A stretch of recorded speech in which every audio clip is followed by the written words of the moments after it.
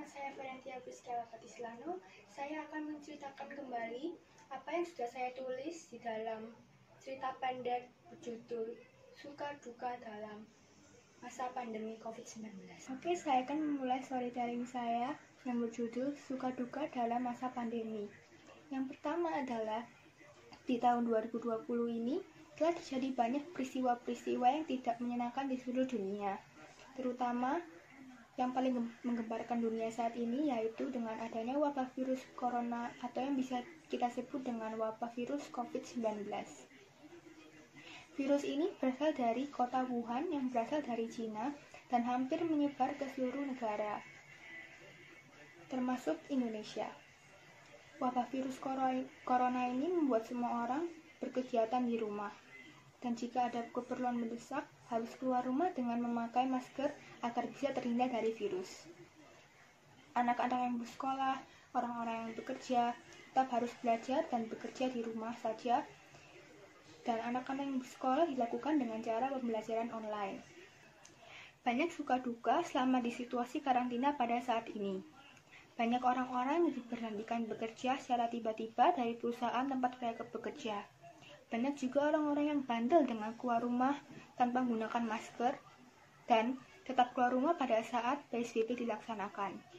Banyak tenaga medis yang kelelahan, dokter, perawat, dan relawan-relawan yang berjuang untuk menghadapi pasien-pasien yang bandel yang terpapar oleh virus corona. Tapi tidak hanya sisi negatifnya saja di situasi saat ini, tergantung pribadi setiap orang untuk bisa menghadapi situasi saat ini. Berikut ini saya akan menjelaskan kegiatan saya selama di rumah saja.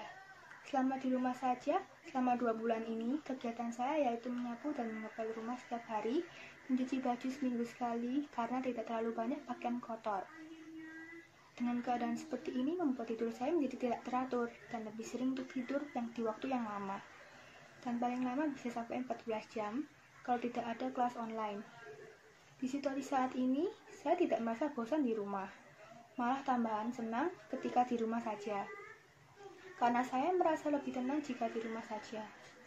Kalau tidak sedang kelas online, kegiatan saya setelah membersihkan rumah yaitu menonton drama Korea, film-film barat. Saya juga suka menggambar. Ini adalah contoh gambar saya semasa karantina. Ini yang pertama saya menggambar kartun Patrick dari film SpongeBob, yang dimana di episode itu Patrick memakai wig dan pakaian seperti perempuan. Kedua, saya mencoba menggambar manusia orang perspektif. Ini gambar pertama saya waktu masa karantina menggambar orang beneran seperti ini. Masih kelihatan kurang bagus dan saya mencoba gambar terus dan bisa menggambar seperti ini. Selama masa karantina ini saya juga mendapatkan banyak teman online dan membuat saya makin bersemangat untuk bisa belajar bahasa Inggris.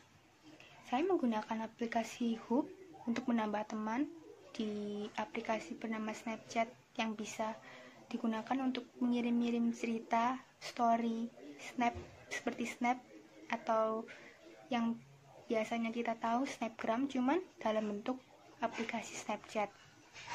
Aplikasi tersebut juga bisa digunakan untuk chattingan dengan orang negara lain maupun dalam negeri juga. Berikut contoh saya chattingan dengan orang yang berada di luar negeri di negara El Salvador.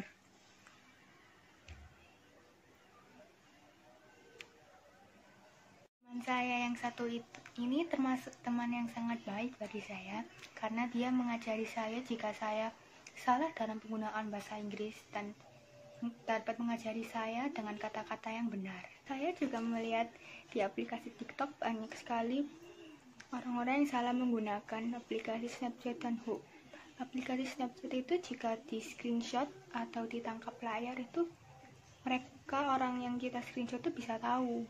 Jadi ada cara tersendiri yang bisa digunakan untuk menangkap layar dan mereka tidak tahu dan menggunakannya ke orang-orang di luar sana, di bule-bule di sana, dan mereka ketahuan dan membuat nama Indonesia itu, cewek Indonesia itu tercoreng.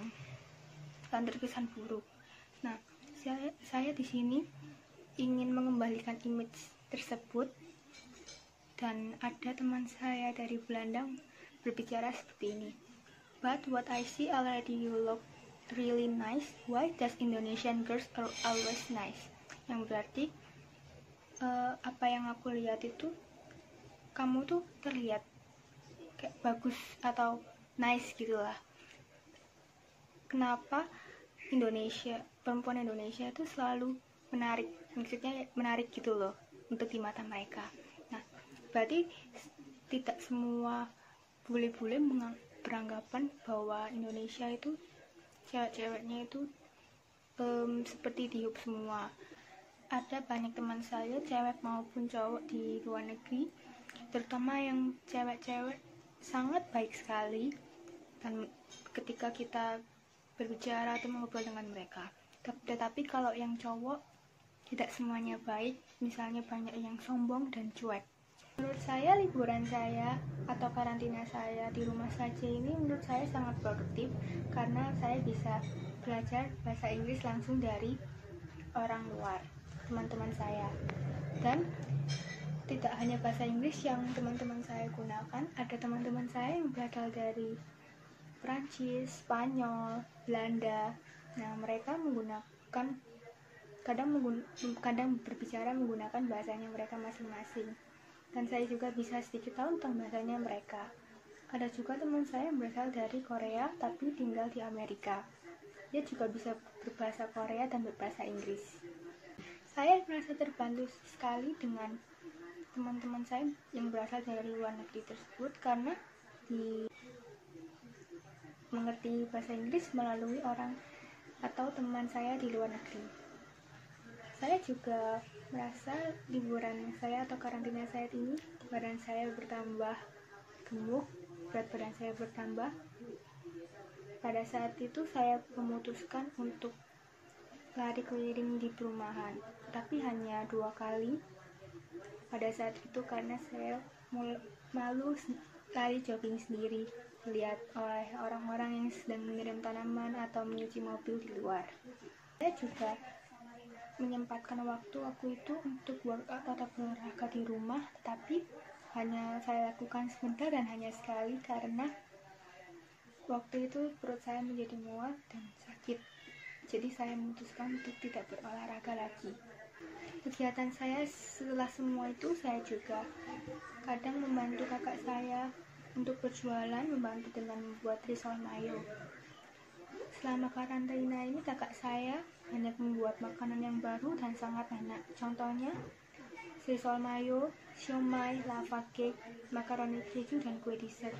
Dan ada beberapa yang dijual ke orang-orang. Dan juga oma saya selama karantina ini memasak banyak makanan yang banyak dan sangat enak. Kami juga satu keluarga melakukan ibadah setiap hari Minggu di rumah, karena kondisi yang sekarang tidak memungkinkan untuk beribadah di gereja.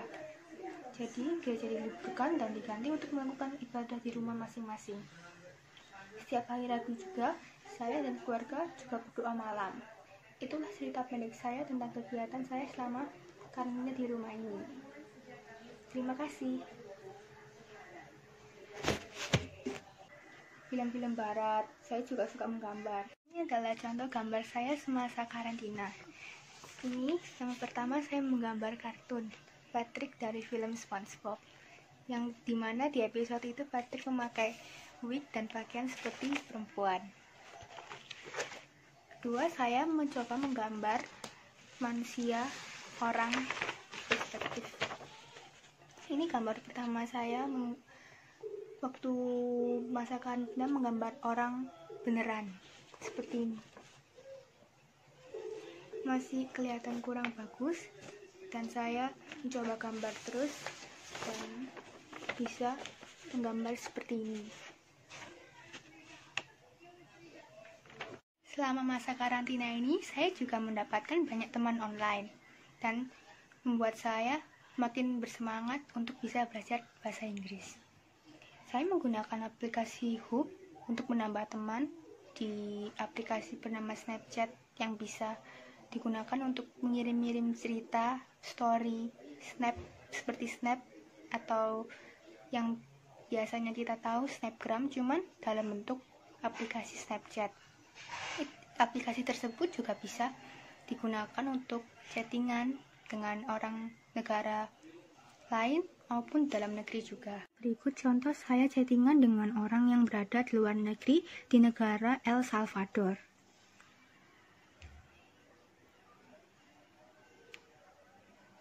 Teman saya yang satu ini termasuk teman yang sangat baik bagi saya, karena dia mengajari saya jika saya salah dalam penggunaan bahasa Inggris dan dapat mengajari saya dengan kata-kata yang benar. Saya juga melihat di aplikasi TikTok banyak sekali orang-orang yang salah menggunakan aplikasi Snapchat dan Hook. Aplikasi Snapchat itu jika di screenshot atau ditangkap layar itu mereka orang yang kita screenshot itu bisa tahu. Jadi ada cara tersendiri yang bisa digunakan untuk menangkap layar dan mereka tidak tahu dan menggunakannya ke orang-orang di luar sana, di bule-bule di sana, dan mereka ketahuan dan membuat nama Indonesia itu, cewek-cewek Indonesia itu tercoreng dan terkesan buruk. Nah, saya di sini ingin mengembalikan image tersebut, dan ada teman saya dari Belanda berbicara seperti ini. But what I see already you look really nice. Why does Indonesian girls are always nice? Yang berarti apa yang aku lihat itu kamu tuh terlihat. Saya di sini ingin mengembalikan image tersebut, dan ada teman saya dari Belanda berbicara seperti ini. But what I see already you look really nice. Why does Indonesian girls are always nice? Yang berarti apa yang aku lihat itu kamu tuh terlihat kayak bagus atau nice gitulah. Kenapa perempuan Indonesia itu selalu menarik, maksudnya menarik gitu loh untuk di mata mereka. Nah, berarti tidak semua bule-bule beranggapan bahwa Indonesia itu cewek-ceweknya itu seperti di Hub semua. Ada banyak teman saya, cewek maupun cowok di luar negeri, terutama yang cewek-cewek sangat baik sekali, dan ketika kita berbicara atau mengobrol dengan mereka. Tetapi kalau yang cowok tidak semuanya baik, misalnya banyak yang sombong dan cuek. Menurut saya liburan saya atau karantina saya di rumah saja ini menurut saya sangat produktif, karena saya bisa belajar bahasa Inggris langsung dari orang luar, teman-teman saya. Dan tidak hanya bahasa Inggris yang teman-teman saya gunakan, ada teman-teman saya yang berasal dari Prancis, Spanyol, Belanda. Nah, mereka kadang berbicara menggunakan bahasanya mereka masing-masing. Dan saya juga bisa sedikit tahu tentang bahasanya mereka. Ada juga teman saya yang berasal dari Korea tapi tinggal di Amerika. Dia juga bisa berbahasa Korea dan berbahasa Inggris.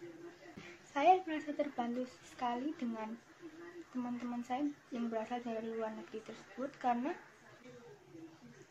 mengerti bahasa Inggris melalui orang atau teman saya di luar negeri. Saya juga merasa liburan saya atau karantina saya ini, badan saya bertambah gemuk, berat badan saya bertambah. Pada saat itu saya memutuskan untuk lari keliling di perumahan, tapi hanya 2 kali pada saat itu, karena saya malu lari jogging sendiri melihat oleh orang-orang yang sedang menyiram tanaman atau menyuci mobil di luar. Saya juga menyempatkan waktu aku itu untuk workout atau berolahraga di rumah, tapi hanya saya lakukan sebentar dan hanya sekali, karena waktu itu perut saya menjadi mual dan sakit. Jadi saya memutuskan untuk lari keliling di perumahan, tapi hanya 2 kali pada saat itu, karena saya malu lari jogging sendiri melihat oleh orang-orang yang sedang menyiram tanaman atau menyuci mobil di luar. Saya juga menyempatkan waktu aku itu untuk workout atau berolahraga di rumah, tapi hanya saya lakukan sebentar dan hanya sekali, karena waktu itu perut saya menjadi mual dan sakit. Jadi saya memutuskan untuk tidak berolahraga lagi. Kegiatan saya setelah semua itu, saya juga kadang membantu kakak saya untuk berjualan, membantu dengan membuat risol mayo. Selama karantina ini kakak saya banyak membuat makanan yang baru dan sangat enak. Contohnya risol mayo, siomay, lava cake, makaroni keju, dan kue dessert. Dan ada beberapa yang dijual ke orang-orang. Dan juga oma saya selama karantina ini memasak banyak makanan yang banyak dan sangat enak. Kami juga satu keluarga melakukan ibadah setiap hari Minggu di rumah karena kondisi yang sekarang tidak memungkinkan untuk beribadah di gereja. Jadi gereja diliburkan dan diganti untuk melakukan ibadah di rumah masing-masing. Setiap hari Rabu juga saya dan keluarga juga berdoa malam. Itulah cerita pendek saya tentang kegiatan saya selama karantina di rumah ini. Terima kasih.